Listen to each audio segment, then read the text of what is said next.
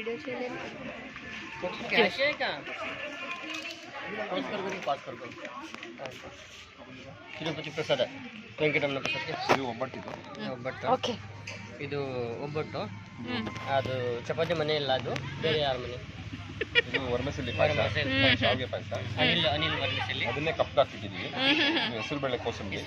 ಓಹೋ ಇದು beans carrot ಪಲ್ಯ ಕ್ಯಾರೆಟ್ ಮಾವಿನಕಾಯಿ ಚಿತ್ರಾನ್ನ ಮುಂದೆ ಹೇಳಿ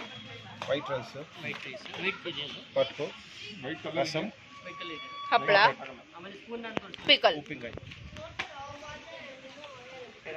ಸ್ವಲ್ಪ ಪಾಯಸ ಕಣೋ